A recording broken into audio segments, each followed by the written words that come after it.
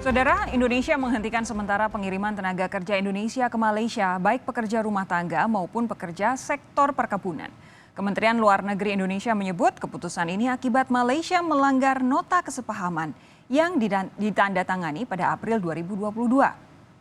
Pemerintah Indonesia menyayangkan tindakan Malaysia yang melanggar kesepakatan antara dua negara, bahkan disaksikan oleh Presiden Joko Widodo dan Perdana Menteri Malaysia Ismail Sabri Yaakob 1 April 2022 yang lalu. Direktur Perlindungan Warga Negara Indonesia dan Badan Hukum Indonesia Kementerian Luar Negeri Yuda Nugraha menyebut Malaysia masih menerapkan sistem rekrutmen melalui internet yang tidak ada dalam nota kesepahaman kedua negara. Yuda menambahkan, perekrutan secara online ini membuat pekerja migran Indonesia rentan dieksploitasi.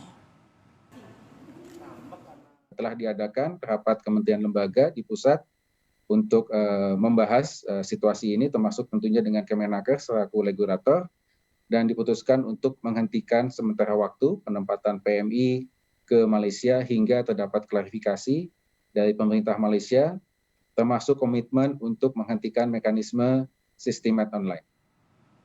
Indonesia membekukan sementara pengiriman pekerja migran ke Malaysia karena Kuala Lumpur tidak menghormati MOU yang ditandatangani 3 bulan lalu. Apa saja bukti pelanggaran yang dilakukan Malaysia? Bagaimana pula nasib pekerja migran Indonesia di Malaysia?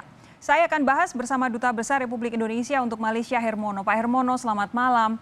Pak Hermono. Selamat malam. Dari Kementerian Luar Negeri, Pak Yuda firm sekali. Ada pelanggaran di situ, lalu kemudian ada nota kesepahaman yang tidak ditaati, kemudian ada moratorium.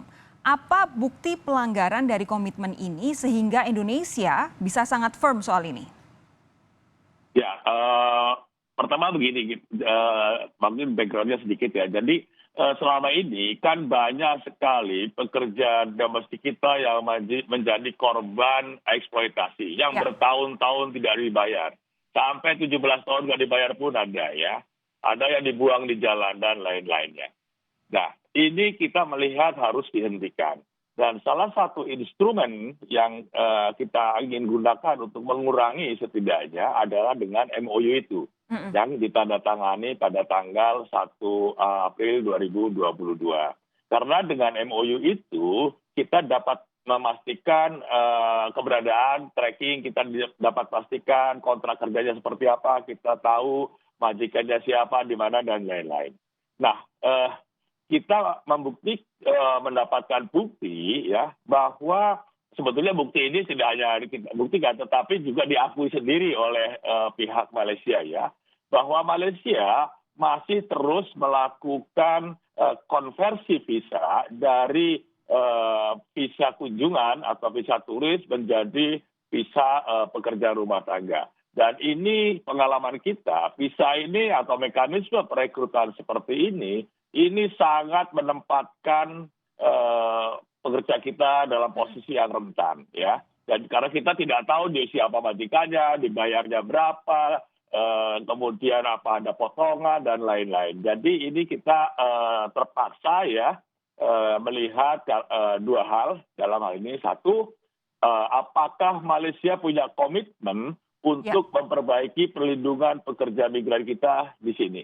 Itu ya. Yang kedua, kita juga mempertanyakan kenapa Malaysia kok tidak mau menghormati MOU yang ditandatangani 3 bulan lalu, bahkan di hadapan kepala pemerintahan. Jadi ini gimana Malaysia ini serius atau tidak gitu ya. Kira-kira begitu yang menjadi latar belakang. Oke, Pak Hermono, tadi Anda bilang bahwa Malaysia sendiri sebenarnya mengakui bahwa masih ada rekrutmen secara online yang dilakukan untuk rekrutmen pekerja migran Indonesia. Tapi secara umum, setelah Indonesia firm menghentikan terlebih dahulu, bagaimana tanggapan mereka? Ya, sampai saat ini kita belum mendapatkan respon ya dari pihak Malaysia.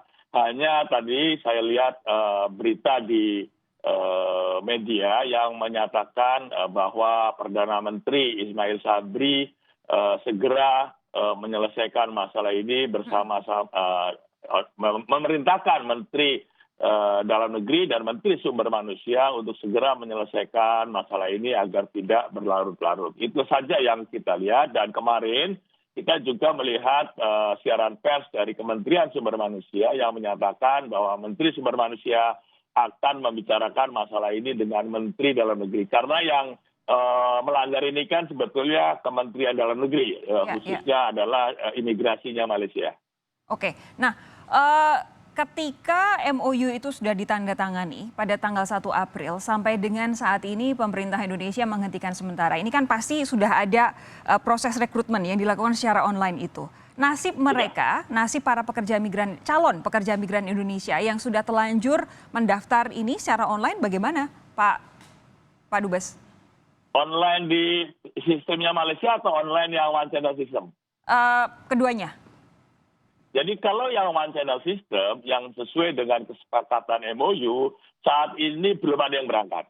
Okay. Yang diproses pun baru 16. Ya. Nah, sementara itu yang diproses melalui konversi visa kita ini tidak tahu. Ya, yang tahu hanya imigrasi Malaysia saja. Berapa orangnya, siapa majikannya, siapa PMI-nya, tidak ada yang tahu. Kementerian Sumber Manusia pun tidak tahu. Karena ini yang tahu hanya Immigration Malaysia saja. Kita sama sekali tidak mengetahui berapa jumlahnya, tetapi kita yakin kita punya bukti bahwa perekrutan melalui konversi visa dengan sistem online ini terus berjalan, dan ini yang sangat kita sayangkan ya, karena ini jelas-jelas cederai lah ya. Tapi begini, bagaimana? Memang susah untuk menelusuri ketika ada pekerja migran Indonesia yang sudah terlanjur mendaftar dan sudah terlanjur diproses di sana. Tapi bagaimana cara pemerintah Indonesia supaya paling tidak sebanyak-banyaknya orang ini bisa terlindungi dan nasibnya jelas begitu? Ya, jadi begini yang skenario. Sebetulnya kita sudah pernah sampaikan bahwa kita minta data PMI kita yang sektor domestik yang direkrut melalui sistem online. Jumlahnya ada sekitar 7.400-an ya. Itu jumlahnya. Kemudian sampai saat ini memang kita belum diberi. Tetapi nanti kita akan mengeluarkan suatu kebijakan ya bahwa KBRI tidak akan memperpanjang paspor mereka apabila mereka tidak dilengkapi dengan kontrak kerja yang di-endorse oleh KBRI. Karena ini adalah sesuai dengan kesepakatan dalam MOU. Oke. Untuk saat ini yang bisa dilakukan adalah memastikan supaya ada screening melalui perpanjangan paspor. Tapi ketika mereka akhirnya ketahuan bahwa datang ke Malaysia prosesnya tidak secara baik, bagaimana cara pemerintah Indonesia, satu, melindungi mereka, dua, tetap memberi kesempatan mereka untuk bekerja, tapi dalam kondisi yang sesuai dengan prosedur? Ini yang menjadi masalah karena kita nggak tahu. Oke. Ini yang justru menjadi concern kita adalah ini. Kita tidak tahu informasi sama sekali mengenai keberadaan mereka. Kita tidak tahu mereka itu digaji berapa. Kita tidak tahu mereka itu ada kasih libur atau tidak. Tidak tahu siapa majikannya. Tidak tahu di mana bekerjanya. Jadi kita ini sebetulnya hanya mengandalkan goodwill dari pihak Malaysia. Apakah mereka mau men-share kepada kita data yang sekitar 7.000-an itu ya, yang direkrut melalui sistem online. Oke, Pak Hermono terakhir, apakah moratorium ini atau penghentian sementara ini bakal dilakukan sampai Malaysia betul-betul kembali pada komitmen mereka sesuai dengan MOU yang ditandatangani di depan Pak Jokowi dan juga Perdana Menteri Malaysia, atau jangan-jangan hanya ada batasan tertentu? Tidak, ya, jadi sesuai dengan keputusan pemerintah yang sudah dikoordinasikan di Jakarta, Kemlu dengan Kemnaker dan juga dengan KBRI, kita akan hold ini sampai ada jaminan dari pemerintah Malaysia bahwa Malaysia akan memenuhi ketentuan-ketentuan yang sudah disepakati dalam MOU. Oke, ini juga tentunya harus jadi perhatian masyarakat Indonesia. Siapapun yang ingin menjadi pekerja migran Indonesia, pastikan prosedurnya memang sesuai hukum, karena disitulah letak di mana pemerintah Indonesia bisa melindungi warga negara Indonesia yang jadi pekerja migran. Begitu ya Pak ya? Pak Hermono, terima kasih. Sekali, Pak. Terima kasih sudah bergabung bersama kami di Sapa Indonesia Malam. Sehat terus ya Pak ya? Sehat, alhamdulillah. Terima kasih. Terima kasih. Sehat juga.